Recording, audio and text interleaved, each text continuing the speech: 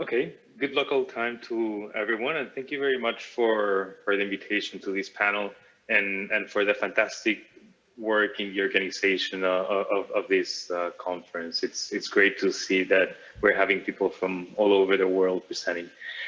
So the work I'm going to present today actually falls nicely into this session and into the introduction that has made with the two presentations before. I'm going to be looking at branchless banking in Indonesia, and I must say that this is joint work with Erika Serrano, who is a professor at Northwestern University Kellogg School of Management, and Firman Witweller, who works at the Australian National University. And one big acknowledgement that I must make here is a big props to the field team who helped us in running this project and collecting the data. As you will see, this project involved many actors and a quite complicated fieldwork, and this wouldn't have been possible with the help from everyone in the field, and especially the guys from JPAL Indonesia. Okay, so let me start by telling you a little bit more about the motivation for this project. The adoption of new technologies is a central issue in development economics, right? It has been studied at both at the micro and micro level, and it's been shown that part of the productivity and growth gap in between countries can be to a big extent explained by whether or not countries adopt new technologies. The take-up of these new technologies, and well, this is sort of the very, very broad picture. We're going to go deep into trying to understand the take-up decisions of one specific new technology, which is a savings account in rural villages in Indonesia. And when we think about taking up new technologies, you can basically put the determinants of take-up into two very broad categories. One is the potential users' willingness to pay for these products, right? Your typical demand function, which will depend on the benefit that you perceive you cannot obtain from a certain product. And to a large extent, this perception is going to be affected by the extent to which you know the products, you trust the products, and the ways you are able to acquire new information about these products. On the other hand, it also depends on the way these products are introduced and presented by local agents, right? Think about improved seats, microfinance products, etc. These products are typically introduced in rural settings by a local agent, right? So we're going to study in this paper the role of local agents and the way they transmit information to potential customers, and focus our interest on how do these affects the take-up and usage of these new technologies.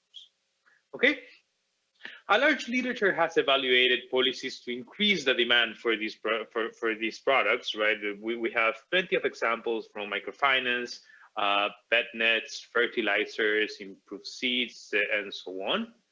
And on the other hand, a policy instrument often used by governments, NGOs, and firms to foster technology adoption is by providing incentives to local field agents. But the effects of these incentives on take-up are rather mixed. So we are going to try to put together these two pieces of the literature and try to take them to our set. Okay, financial incentives for promoters of new technologies could lead to.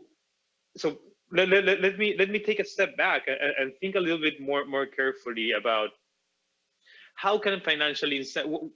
Why is it the case that we find mixed evidence when we look at the effects of financial incentives on agents' effort and take-up of new technologies? Okay, on the one hand, financial incentives for promoters could lead to an increased take-up by enforcing higher levels of effort, right? And this is your standard labor economics 101 model, where you pay more to an agent, and that agent exerts more effort, which leads to higher take.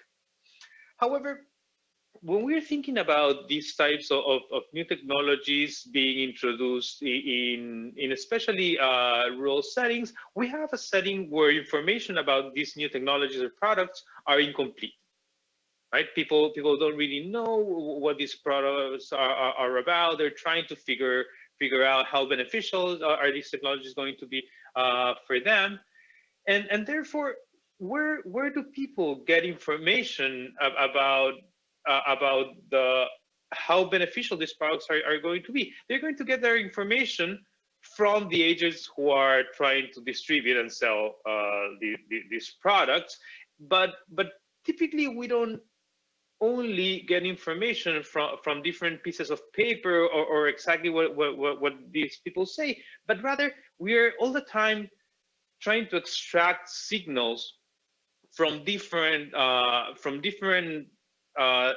things in the setting, right? So think about the typical example of the person who comes to your home, knocks at your door, and tries to sell you life insurance, right? You're going to you know that this guy is making a profit for each sale that she makes. Therefore, you're not going to completely trust what the salesman is telling you, but rather you're going to try to extract signals from everywhere that you can get, right? And these signals, the way I interpret these signals, are going to affect my willingness to pay for using and adopting these products. Okay, so what we're going to argue in this paper is that understanding the way these signals are interpreted is key, and it could affect demand in different directions, right? So I could perceive the salesman as being very pro-social and really wanting to help me. Therefore, I trust more the product, and that boosts my demand. On the other hand, I could also think that this person is very much profit motivated, that she only cares about making a profit for herself rather than selling me a product that may be beneficial to me. And therefore, I will not trust the salesman. I would not trust the product that this person is selling me, and that would have a negative effect on demand. Okay, so in this paper, what we are going to do is going to evaluate the effects of higher financial incentives for branchless banking agents on the product's take-up and usage. And we are going to separately identify the supply and demand effects of these incentives. And I'm going to be a little bit more precise about what I mean by supply and demand effects. Okay, we're going to collaborate with a large bank in Indonesia and generate exogenous variation in both the commission received by the agent. So we're going to have a treatment arm where the agent gets a high commission for each new client that they acquire, or a low commission. And this is going to be cross-randomized with a second treatment in which we manipulate how transparent this information is to potential clients in local villages. Okay, meaning that we have high and low incentives treatment, and this is going to be cross-randomized with whether we tell potential clients the level of incentives that the agent is paying, and we're going to look at the effects on take-up and usage of these technologies, right? So the experimental design is going to allow us to separately identify the supply effect of financial incentives, meaning to what extent more money gets the agent to work harder, and that leads to higher take-up, as well as the demand, meaning perceptions, right? So we are going to compare potential clients in villages where the agents are making high or low, are gaining higher low incentives, and at the same time between people who had information about these incentives or not. Okay, just let me give you very quickly a little bit of background on the Indonesian financial sector. And here I'm going to lean on the first presentation, which gave a fantastic background for this setting. Indonesia overall has a relatively low financial service penetration. Less than 50% of people had a bank account, and less than 4% had a mobile money account in 2014. This number has gone up to almost 14% in 2017. And this is to a large extent due to this law passed by the Indonesian government that gave the framework to promote financial inclusion through branchless banking, right? And this is the model of operation that is similar to the one used in other countries, most notably in East Africa, but also elsewhere in the world.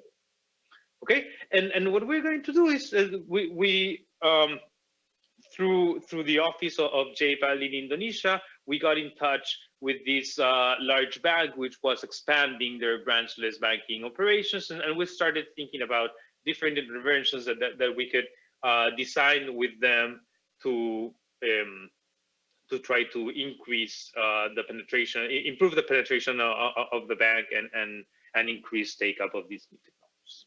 Okay, this model basically works through branchless banking agents who are locally recruited agents who already run a business with an existing clientele, and they are going to offer two distinct products, two distinct but quite related products: a mobile wallet and a low-cost savings account.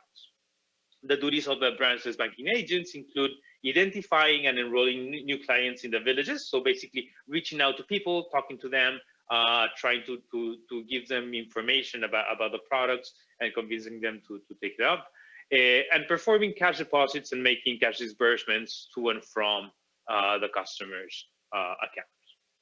Okay, they are not permanent employees of the bank, but rather this is sort of a side job that they do to their current job, and they're paid a commission for each new customer who signs up and for each transaction, right? So you should think about these agents as the owner of the local shop or the local warung, the local restaurant in the village. They already have a clientele, and people come in and out to make cash-ins and outs from their accounts.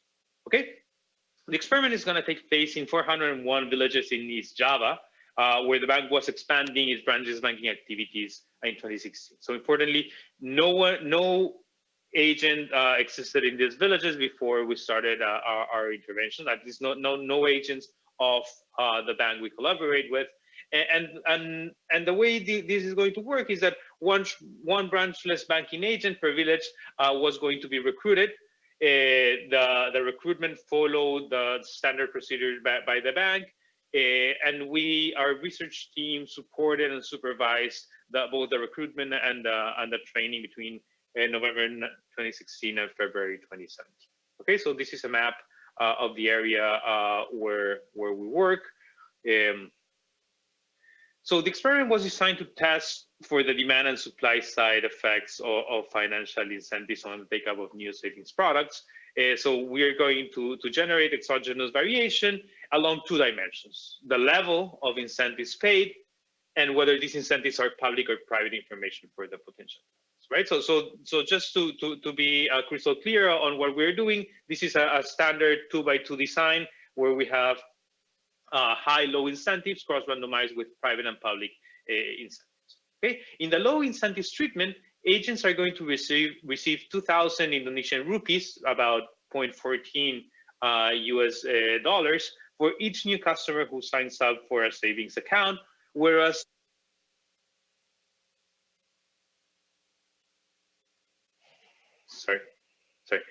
whereas in the high incentives treatment, the level of the incentives was multiplied by 5.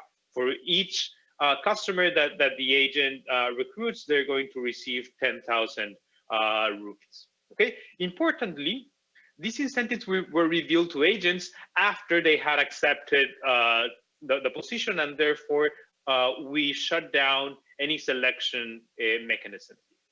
right? So the agents recruited under the two treatment arms are similar in observables and also unobservables. Okay, they accepted exactly the same job.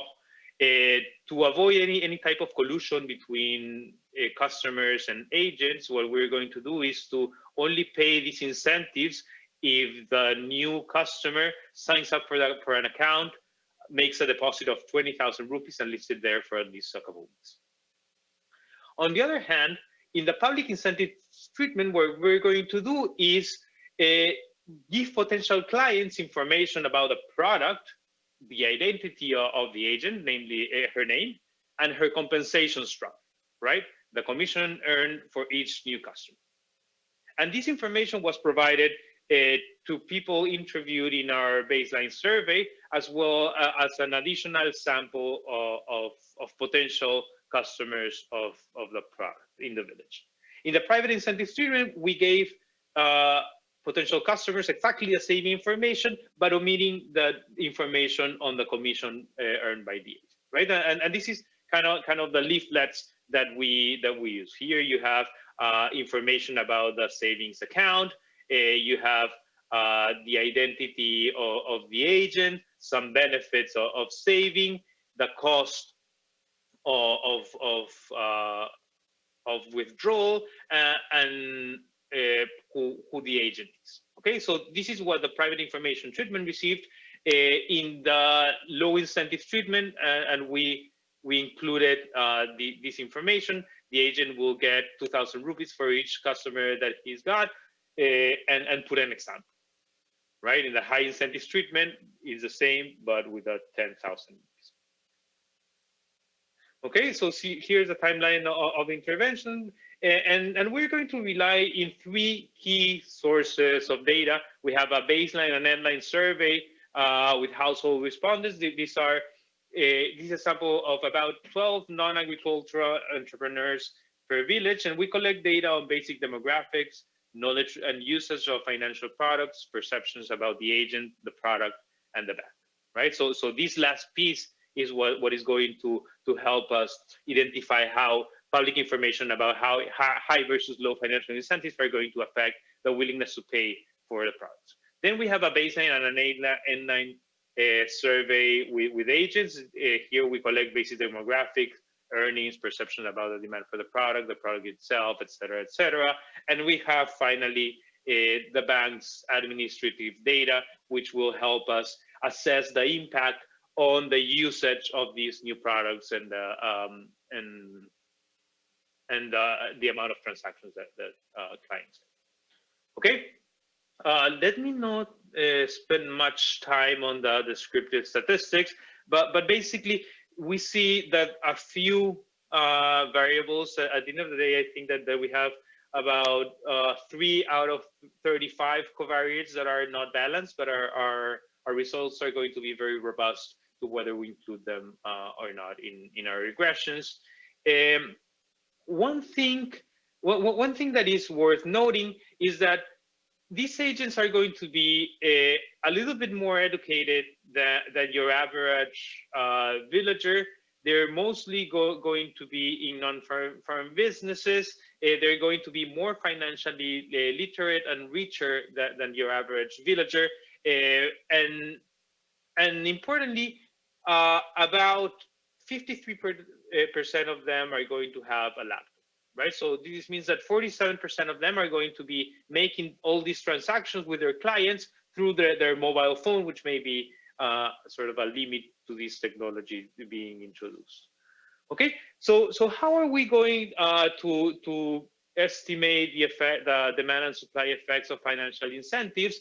Basically, we're going to use this very simple model where we're going to put on the left-hand side our outcome of interest. In the first part of the paper is going to be take up or usage of Branchless banking products. And the second part are going to be measures of agent effort and perceptions from the demand side. On the right-hand side of the equation, we're going to include dummies for our three treatments. The excluded category is going to be the low incentive and private treatment, which is basically the status quo for the bank. right? That the bank was currently in the other provinces where they were working, they were paying 2,000 euros, yeah, 2,000 rupees for each new client, and the information was not publicized. We're going to control for a set of variables that we use for certification, and our standard errors are going to be clustered at the village level. All right, so how do we identify our effects here? First, let's think only about the private incentive stream. Here we're going to use this to get at the supply side effect. We're going to compare take up in villages where the agent was paid a lot of money versus little money and no one knew about this, right? So this is going to be the pure supply effect. However, when incentives are public and we compare the low and high incentives, we're going to have a mix of two effects, right? Because we expect the agent to work harder when they get more money, but at the same time, we're claiming that when clients learn about the fact that the agent is making a lot of money, they might have either a positive or a negative reaction, which will either boost or compensate the supply side effect. Okay, so within the public treatment, the high incentives are going to get us a mix, the combination of supply and demand side effects. When we take, so basically this is going to be the difference between beta 2 and beta 3. When we take the difference between 0.2 and 0.1, we are going to be able to separate the net demand effect. And there are a couple of assumptions for these difference in difference coefficient to be interpreted as the net supply side demand side effect, that we can discuss later in the Q&A. Okay, I'm going to show you most of the results using graphs, where I'm showing you the raw data. So this is not controlling for anything, and then I'm going to show you the regression tables. But I think that we're going to be able to get at the main intuition and underlying the results with these graphs. So here, what I'm showing you is data, self-reported data from our online survey for whether the respondent is a user of either the mobile wallet or the savings account. And I'm separating the data by whether the agent was in a village with high incentives versus low incentives, the red and the gray bars, and private versus public. Okay, so the first thing to note here is this big difference in take-up within the private treatment, right? Where the agent is paid a lot of money, take-up of the product is an order of magnitude higher, and the difference statistically significant at the 1%. Okay? When incentives are public, however, we see almost no difference in take, right? So what this suggests is that while there is a positive, strong effect of financial incentives on the supply side, the agent working more, the fact that the information is made public has an effect on the demand, which mostly compensate the positive effect of higher effort from the agent. Okay, so within the high incentives treatment, we can see this difference. So keeping constant the level of incentives, here I'm comparing the two red bars, where public incentives have a negative effect on take-up, whereas in private incentives we have high take-up. When incentives are low, there is no difference between public and private. Okay, so we see that this difference, here I'm showing you the regression version, and the way to read this table is that the first line is going to be high minus low in private treatment. This is going to be the supply effect. High minus low in public is going to be the combination of the supply and the demand side effect. And the difference in difference coefficient is going to identify the demand, the net demand effect. Sorry for the interruption. Please kindly note that you have 5 minutes left for timekeeping's sake. Yeah, I have my my clock over here. No Okay, worries. thank you. Thank you very much for the heads up. Okay, so higher incentives in the supply side effect has a positive effect on take-up, as I showed you on the previous graph. And here we have the negative net demand side effect, which is of about the same size as the supply side effect. The combination of high incentives and public information yields you a very precisely estimated zero effect on take-up, right? However, here we not only care about whether people take up the product or not, because if at the end of the day no one uses a product, there are no benefits neither for the bank nor for the people who we expect these types of financial products will benefit. Okay, so we look at a number of outcomes related to usage, namely the number of transactions, the total amount involved in these transactions, the total balance that these users have on their accounts, and the total savings. And note that these outcomes are, here we're going to put a zero if people didn't take up the product, right? So here we're going to have both the intensive and the extensive margin. And what we see is basically the same pattern as we saw before. Higher financial incentives lead not only to higher take-up, but also higher usage. So the supply side effect is positive and significant. The net demand side effect is negative and significant, right? So perfect correlates between take-up and usage of these products. Okay, so now let me get a little bit into the mechanisms. The first is going to be trying to explain these supply side effects, right? So as I was telling you, your standard labor economics framework will tell you that higher financial incentives should lead to more agent efforts. So this is exactly what we're going to show you. Here, I'm showing you one specific variable that we use to measure agent effort, which is the number of times the product was advertised to the household, right? So this is household level data, right? Again, what we see here is that when incentives are either public or private, agents work much more when they are paid a larger incentive. And this is an order of magnitude large, okay?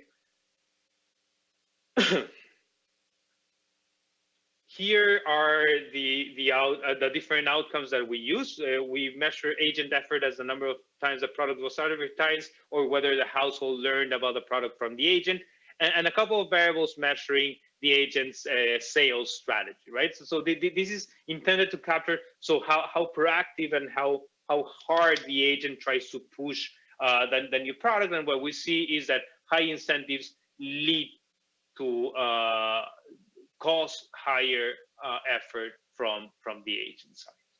Okay, and here obviously there is no demand effect, right? Because we wouldn't expect public information to directly affect agent effort.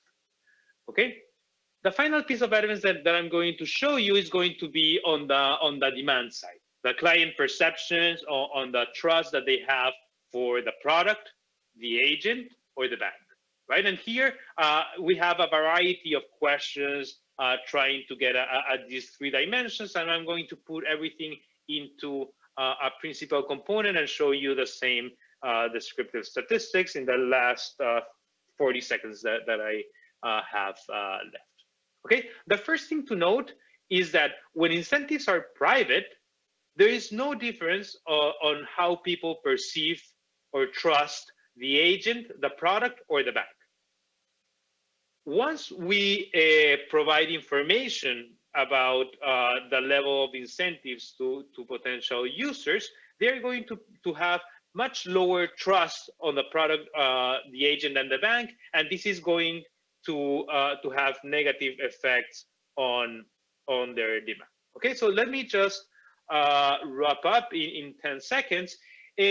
One policy often used to increase take-up of new technologies in developing countries is to increase financial incentives to local agents to promote these products, right? This is great. This leads to higher effort on the agent side. But one important thing that I think has been overlooked in the literature is that in settings where we have low levels of information about these new products, people use whatever signals they get as cues to make their minds about these products and form their willingness to pay. Here, we have studied one specific cue, which is a signal given to potential users about that level of incentives that the agent gets. And what we observe is that in this case, this signal is interpreted negatively, completely making up for the positive effects of higher financial incentives.